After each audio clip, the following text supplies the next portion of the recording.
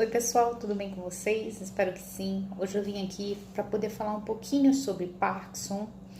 É uma doença extremamente comum, das doenças degenerativas só pede mesmo para Alzheimer.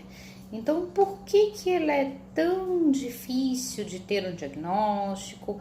Por que é tão difícil de conseguir um tratamento adequado? Essas e outras perguntas a gente vai conversar aqui hoje sobre isso. O que habitualmente a gente ouve falar sobre Parkinson são aqueles famosos tremores, né? Somente isso e nada mais. E o que na verdade a gente observa no Parkinson é que existe um estágio inicial anterior e que a lentidão dos movimentos é um fator extremamente associado a Parkinson. E o que mais a gente então vê além dos tremores no Parkinson? A gente pode observar também uma instabilidade postural, uma rigidez muscular, são fatores que devem nos chamar a atenção. Então, quando que eu vou suspeitar de Parkinson, doutora? Existem duas coisas extremamente importantes, né? Quando a gente observa aquela lentidão nos movimentos, né? Associada a algum outro fator motor.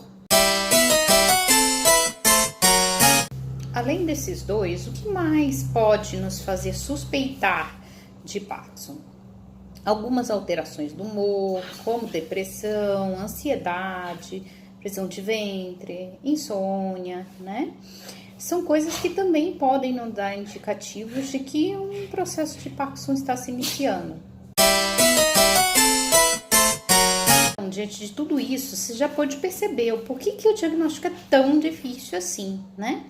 Primeiro entra um processo de negação, né, das pessoas que estão mais próximas para poder identificar, né? É difícil a pessoa que está próxima aceitar que se trata de um início de uma doença degenerativa. Outro fator que também dificulta o nosso diagnóstico, que é como eu falei, um dos primeiros sintomas é a bradicinesia, né, que são aqueles movimentos mais lentos, né? E esses movimentos lentos muitas vezes são associados ao próprio envelhecimento. Um terceiro fator que torna o diagnóstico difícil, a gente também pode considerar que não existe nenhum exame, um marcador sorológico capaz ainda hoje em dia de identificar um Parkinson. Então o diagnóstico é mais clínico, observacional. Quarto fator também que a gente pode considerar como diagnóstico de Parkinson difícil é porque muitas das vezes a população idosa utiliza alguns medicamentos que podem mascarar ou se tornar semelhante aos sintomas encontrados no estágio inicial de Parkinson, por exemplo, tremores, a depressão. E o quinto, e o que eu considero mais importante, que é o que a gente pode fazer para poder ajudar, e a gente já está fazendo aqui, é a falta de informação. Muitas pessoas não têm nem ideia de que pode se estar iniciando um processo de Parkinson acontecendo com quem você ama, às vezes dentro da sua própria casa, né? Então, ajude a compartilhar essa informação, compartilhe com o máximo de pessoas possíveis, que isso pode ajudar alguém próximo a você.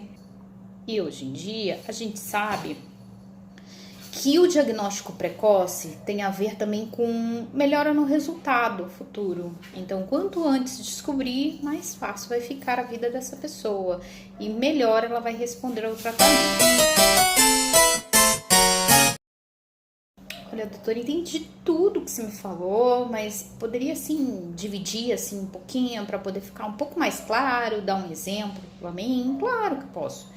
A gente pode dividir os sintomas em sintomas motores e sintomas não motores. A gente vai conversar sobre um pouquinho sobre cada um. Sintomas motores, como por exemplo lentidão de movimentos, né? Aquela bradicinesia que a gente chama, agitação ou tremor ao repouso, rigidez no braço, nas pernas, no tronco, né? Problemas de equilíbrio, aquelas quedas frequentes, né? Que a gente chama de instabilidade postural, também pode ser encontrada como sintoma inicial de Parkinson.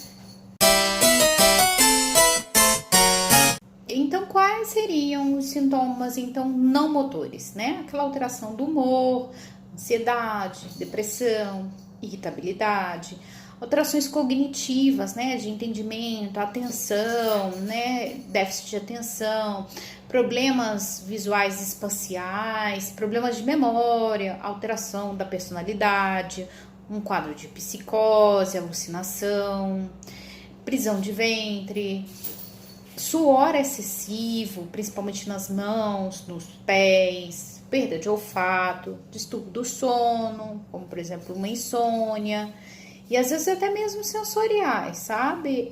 Uma dor, uma sensação de aperto, formigamento, queimação, pode estar presente no estágio inicial. Então agora a gente chegou à nossa hora maravilhosa, na hora da nossa dica do dia. A dica de hoje é extremamente valiosa, né? Como vocês viram, a gente teve o dia do Parkinsoniano, né? Em homenagem a isso, um site que eu vou deixar aqui embaixo na descrição vai fazer uma palestra que é multidisciplinar, né? Vão ter psicólogos, médicos, terapeutas ocupacionais e diversas outras especialidades, e até mesmo relato de pacientes parkinsonianos para poder dizer como que é o convívio dele com a doença, como que ele passou pela fase do tratamento e diversas outras coisas bem bacanas. Agora, no dia 10 e 11 de abril, online da sua casa. Então, compartilhe essa informação com o máximo de pessoas possíveis. E você pode ajudar mais uma pessoa. Espero ter ajudado. Compartilhe essa ideia com quem você ama. Tchau, tchau. Até amanhã.